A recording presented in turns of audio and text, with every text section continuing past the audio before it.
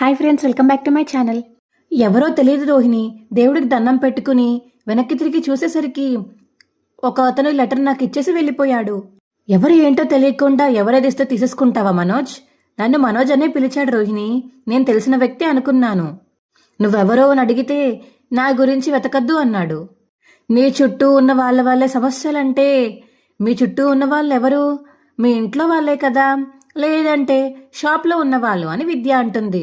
షాప్లో ఉన్న వాళ్ళ వల్ల నాకు సమస్య ఏమీ రాదు.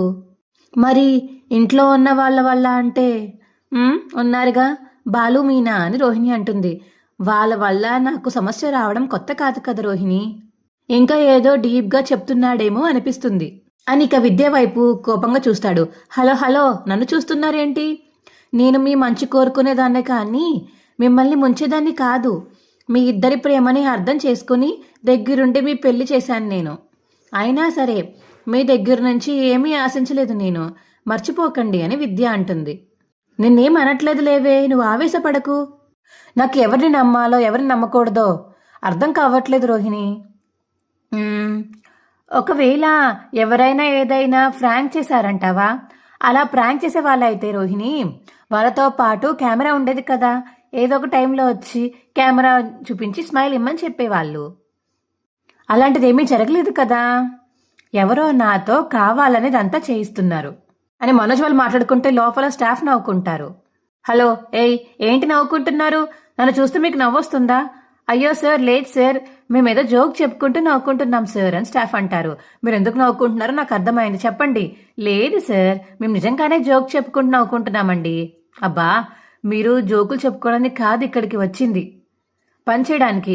పోయి పని చూసుకోండి పోండి అని రోహిణి అంటుంది. అబ్బా మనోజ్, కూర్చో. ఏమైంది నీకు? ఎందుకు ఇలా బిహేవ్ చేస్తున్నావు? ఏం చేయమంటావు రోహిణి? ఈ సమస్య చిన్నది కాదు, నీకు తెలుసు కదా. ఈ టెన్షన్ నేను తీసుకోలేకపోతున్నాను. ఎప్పుడు ఏ సమస్య వస్తుందోనని భయంగా ఉంది రోహిణి నాకు. భయపడకు మనోజ్, ఏమీ జరగదు. నువ్వు కొంచెం రిలాక్స్ అవ్వు, అన్నీ సర్దుకుంటాయి. ఇక విద్య రోహిణి పక్కకి వెళ్తారు. ఇదంతా చూస్తుంటే నిన్నెవరో టార్గెట్ చేశారేమో అనిపిస్తుందే అని విద్య అంటుంటే, నన్నెవరు టార్గెట్ చేస్తారే? ఏమో, ఒకసారి ఆలోచించు. నీకు డబ్బులిచ్చింది కదా కల్పన, ఒకవేళ తనేదంతా చేసిందేమో. లేదు విద్య, తను కెనడాలో ఉంటుంది, ఆ ఛాన్స్ లేదు. ఉండే ఛాన్స్ ఉంది కదే. అంతేనంటావా విద్య? ఏమోనే, నాకేమీ అర్థం కావట్లేదు. ఒకవేళ దినేష్ ఏమైనా చేసుంటాడా? వాడు జైల్లో ఉన్నాడు కదా, వారికి ఎవరు చేసుంటారు విద్య అని ఇద్దరు ఆలోచిస్తూ ఉంటారు. మనోజ్ ఇక తల పట్టుకుని కూర్చుంటాడు. బాలు ఇక కొత్త కారు కొనుక్కుని ఇంటికైతే వస్తాడు. ఇక బయట నుంచి మీనాకి కాల్ చేస్తాడు. హలో, పూలకంప ఏంటి ముల్లకంప?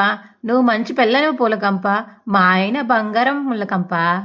నువ్వేమనుకోనంటే నేను రెండో దాన్ని ఇంటికి తీసుకొచ్చాను పూలకంప. రెండో దాన్నా అంటే రెండో పెళ్ళామా అని మీనా అంటుంది. అవును, హారతిచ్చి పోవా పూలకంప. ఆహా, కారు తీసుకొచ్చి పెళ్ళాన్ని తీసుకొచ్చినట్టు మాట్లాడుతున్నారా అని మనసులో అనుకుంటుంది మీనా.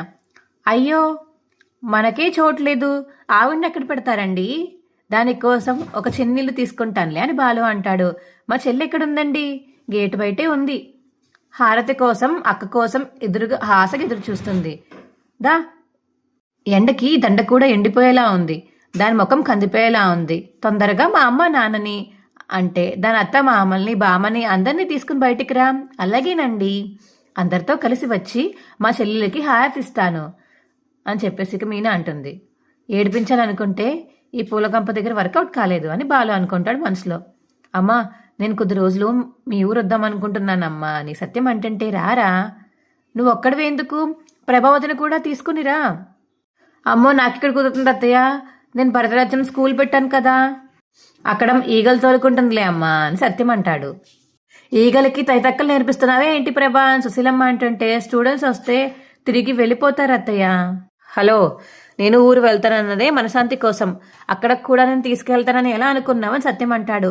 మావయ్య, అమ్మమ్మ, ఆయన బయటికి రమ్మంటున్నారు అని మీనా అంటుంది. ఏంటమ్మా, ఎందుకమ్మా అని సత్యం సుశీల అంటుంటే, రెండో దాన్ని తీసుకొచ్చారు మావయ్య అని మీనా అంటుంటా. ఏంటి, వాణ్ణి అన్యాయం చేశాడా అని సుశీల అంటుంది. అయ్యయ్యో అమ్మమ్మ గారు, రెండోది అంటే రెండో పెళ్ళాం కాదు, రెండో కారు కొన్నారు కదా అది తీసుకుని వచ్చారు అని మీనా అంటుంది. ఎంత శుభవార్త చెప్పావమ్మా, పదండి పదండి. వాడేమీ పెద్ద విమానమేం కొనలేదండి అని ప్రభావతి అంటుంటే, ఏయ్ నోరు మూసుకుని నీవు ఆగుడు కట్టుపెట్టి బయటికి రా. మీరు రండి రవి, శృతి, ఆయన కార్ తీసుకుని వచ్చారు, అందులో స్పెషల్ ఏముంది, ఆయన రెండోదాన్ని తీసుకుని వచ్చారు అని మీనా అంటుంది.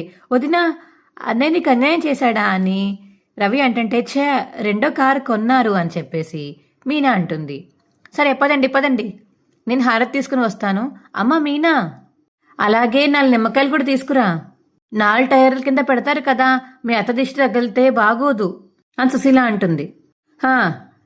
ఆ కార్కి అని చెప్పేసి ప్రభావతి అంటుంటే అని చెప్పేసి అందరూ కోపంగా చూస్తారు ప్రభావతిని. అమ్మో, ఇప్పుడు నేనేమన్నానండి, నన్ను అలా చూస్తున్నారు, సంబరంగానే వస్తున్నాను కదా, పదండి అని ప్రభావతి అంటుంది. రా అని సుశీల అంటుంది.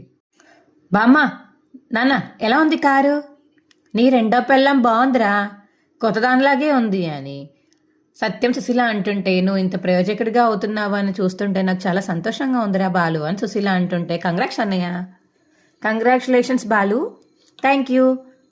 రెండో కారు కూడా వచ్చింది, ఇలాగే కార్ల మీద కార్లు కొని పెద్ద ట్రావెల్స్ కంపెనీ తెరుస్తావు అని ఇంకా రవి అంటాడు. వాడి మంచి మనసుకు అంతా మంచి జరుగుతుందిరా అని సత్యం అంటుంటే, అప్పుడే ఇక మీనా హారతి తీసుకుని వస్తుంది. ఇక మీనా కార్కి బొట్టు పెడుతుంది, టైర్ల కింద నిమ్మకాయ పెట్టి హారతి ఇస్తుంది. పూలగంప ఎలా ఉంది మన రెండో సొంత కారు, రోహిణి ఇచ్చిన డబ్బులతో కొన్న కారే కదా అని ప్రభావతి అంటుంది. అంటే నువ్వు మనోజ్ మింగినవేక అని రవి అంటుంటే, నీ మూతి చపాతీ చేస్తానురా, అది నేను రెస్టారెంట్లో పెట్టి అమ్ముతా, టుడే స్పెషల్ మూతి చపాతీ అని రవి అంటాడు. ఇంక ఇంట్లో వాళ్ళందరూ నవ్వుతారు. ఇంతకీ ఎలా ఉందో చెప్పనే లేదు అని బాలు అడుగుతుంటే, అమ్మమ్మ మా ఆయన ఎలా ఎదిగిపోతున్నారో చూసారా అని మీనా అడుగుతుంది సుశీలాని. చూస్తున్నానమ్మా, నా చేతుల్లో పెరిగిన వాడు ఈ స్థాయికి వస్తుంటే నాకు చాలా సంతోషంగా ఉండదు, వాడికి మీనాతో పాటే అదృష్టం కలిసొచ్చిందమ్మా అని సత్యం అంటాడు. కానీ అమ్మతో పాటు నీకెందుకు అదృష్టం కలిసి రాలేదు నాన్న అని రవి అంటాడు. అదృష్టం కలిసి వస్తే అలా కారు కొనడరా, బస్సే కొనేవాడు అని ప్రభావతి అంటుంది.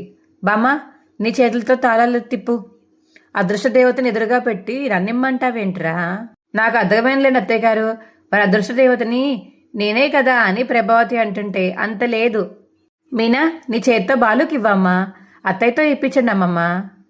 పర్లేదురే, నువ్వే ఇవ్వు అని ప్రభావతి అంటుంది. ఇక మీనా బాలుకి ఇస్తుంది కార్కీస్.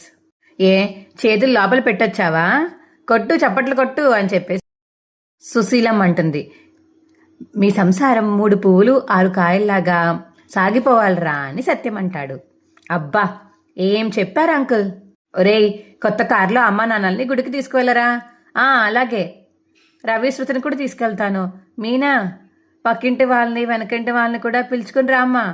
వాళ్ళెందుకు బామ్మ, నీ కారులో గుడికి తీసుకెళ్తావని, లేకపోతే ఏంట్రా, చెప్పింది చెయ్యి, వాడికి నువ్వైనా చెప్పు అని చెవులో చెప్తుంది ఇక మీనాకి సుశీలమ్మ. ఎవండి, అత్తయ్యని మావయ్యకి కాస్త ఏకాంతం కావాలనేది అమ్మమ్మ ఉద్దేశం అని బాలుకి చెప్తుంది చెవులో ఇక మీనా. అర్థమైంది అని బాలు అంటాడు. అమ్మ నువ్వు కూడా రామ్మా అని సత్యం అంటుంటే, మీనా పక్కింటి వాళ్ళని వెనకింటి వాళ్ళని కూడా పిలుద్దామా అని బాలు అంటాడు. ఎందుకులేండి, మన నలుగురం వెళ్దామని మీనా అంటుంది. ఇప్పుడు అర్థమైంది. ఏమర్థమైంది? అమ్మకి నాన్నకి మాట్లాడుకోవడానికి ప్రైవసీ కోసం బామ్మ వాళ్ళని మాత్రమే పంపిస్తుంది అని రవి శృతితో అంటాడు. అందుకని మనల్ని ఇండైరెక్ట్గా వద్దని చెప్పిందా? పర్లేదే, నీకు బుర్రుంది అని ఇద్దరు మాట్లాడుకుంటారు. సరే పదండి పదండి అనిక కారెక్కుతుంటే, మిమ్మల్ని మార్చడం నా వల్ల కాదురా, వాడి పిల్లం ఎక్కడ కూర్చుంటుంది, నీ పిల్లం వల్లనా, వెళ్ళి వెనకాల కూర్చో అని సుశీలమ్మ అంటుంది. ఇక వెనకాల కూర్చుంటాడు సత్యం, మీనా కూర్చుంటుంది. నేను వెళ్ళాలా అని ప్రభావతి అంటుంటే, ఏమన్నావు, వెనక్కి వెళ్ళి కూర్చోవాలా అన్నానండి. అవును, వెళ్ళి కూర్చో అని సుశీలమ్మ చెప్తుంది. ఇక ప్రభావతి వెళ్ళి కారెక్కి కూర్చుంటుంది. ఈ కారులో 4 మనుషులే ఉన్నారనే విషయం తెలియట్లేదు, ఇంతటి శబ్దంగా ఉందేంటి అని బాలు అంటుంటే, నాకేమలా అనిపించట్లేదే అని సత్యం అంటాడు. మీనా, ఇప్పుడు చూడు నేనేం చేస్తాను అని బాలు అంటాడు మీనాతోటి. ఇక కారు అటు ఇటు తెగ తిప్పేస్తూ ఉంటాడు. రే బాలు, ఏంట్రా డ్రైవింగ్, రోడ్డేం బాగోలేదు నాన్న, మీరు జాగ్రత్తగా కూర్చోండి అని బాలు అంటాడు ఇక ప్రభావతి తోటి మరి సత్యంతోటి. ఏంటి వీడు, ఏంటి నడపడం, స్పృహలోనే ఉన్నారా అని ప్రభావతి అంటుంటే, అయ్యో లేదత్తయ్య, ఆయన స్పృహలోనే ఉన్నారు, స్పష్టంగానే ఉన్నారు, కానీ రోడ్డే సరిగ్గా లేదు, అన్నీ గతుకులే, పాపం మా ఆయన మాత్రం ఏం చేస్తారు చెప్పండి అని మీనా అంటుంది. మీరు కొంచెం జాగ్రత్తగా చూసి పోనివ్వండి, వెనకాల అత్తయ్య మావయ్య ఇబ్బంది పడుతున్నారు. నేను చూసుకుంటున్నాను వెళ్తున్నాను కాబట్టి గుంతలు లేని వైపులు తీసుకెళ్తున్నాను మీనా. మీరు జాగ్రత్తగా కూర్చోండి, ఇంకాసేపే, ఇంకెంత 1-2 కిలోమీటర్లే అంతే అని బాలు అంటాడు. ప్రయాణం చేయాలనుకున్నప్పుడు ఇలాంటి గుంతలు తప్పవు, మనమే అన్నిటికీ సర్దుకుపోతూ ఉండాలి. మీరు ఏ ప్రయాణం గురించి చెప్తున్నారండి, అర్థమయ్యే వాళ్ళకి అర్థమైతే చాలు అని బాలు అంటాడు. రే ఏంటి, కాస్త చూసుకుని పోనివ్వరా, లేదంటే కారు ఎక్కనే ఆపేసి నడుచుకుంటూ వెళ్తాము. ఆహా, కారు ఆపే ప్రసక్తే లేదు అని బాలు అంటాడు.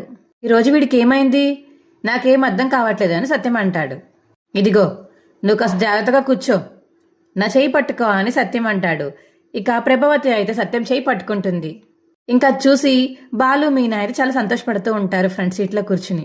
ఇప్పుడు చక్కగానే పోతుంది కారు అని సత్యం అంటుంటే, రోడ్ మీద గుంతలు తగ్గిపోయాలే నాన్న అని చెప్పేసి బాలు అంటాడు.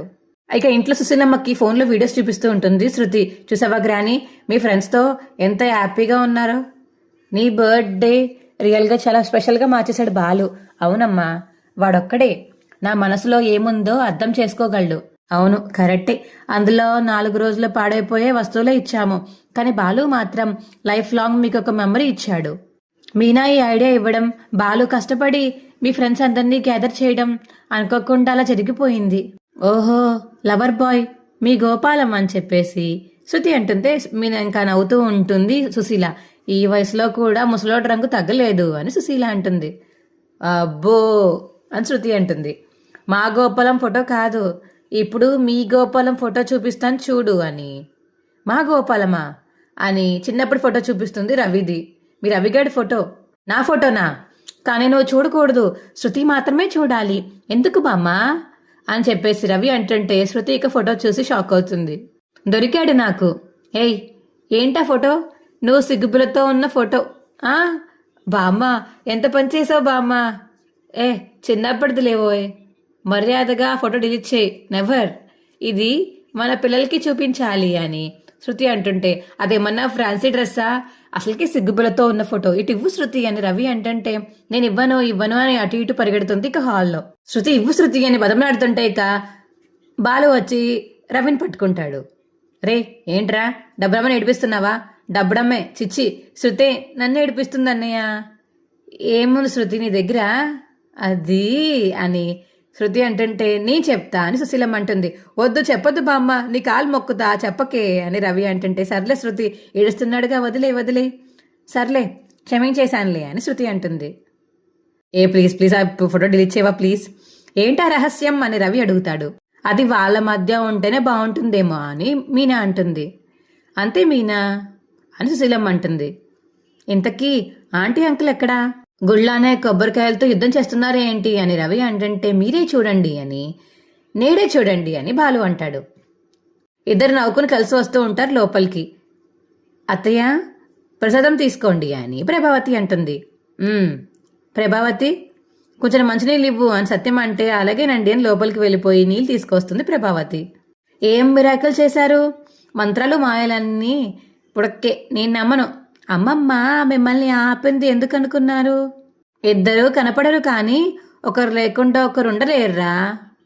ఎన్ననుకున్నా ఏమనుకున్నా ఇన్నేళ్లుగా నేను ఆయన వదిలేదు ఎప్పుడు ఉండలేదు, ఆయనని మాట అనకుండా ఎప్పుడు ఉండలేదు, అంతా మనోజ్ గాడి వల్లే వచ్చింది అని ప్రభావతి అంటుంటే, వెరిదానా, పిల్లల మీద ప్రేమ చూపించొద్దని నన్నను, కానీ వాళ్ళ తప్పుల్ని కూడా ప్రేమించొద్దు అంటున్నాను అని సత్యం అంటాడు. అవును, అయినా వాడిని నేను రోజు తిడుతూనే ఉన్నానులేండి అని ప్రభావతి అంటుంది. బామ్మో నువ్వు సూపర్, నేను రవి ఎప్పుడైనా గొడవ పడ్డామంటే మిమ్మల్నే పిలుస్తాం గ్రాని అని శృతి అంటుంటే, ఇప్పుడే ఇంకొక సమస్య తీరిపోయింది, అప్పుడే ఇంకొకటి వద్దు అని బాలు అంటాడు. 1 నెలైన గ్యాప్ ఇవ్వడబ్బడమ్మా అని బాలు అంటాడు. మావయ్య మెడ మీద ఎర్రగా ఉంది ఏంటది అని మీనా అంటుంటే ఎక్కడ వెతుక్కుంటాడు ఇక సత్యం.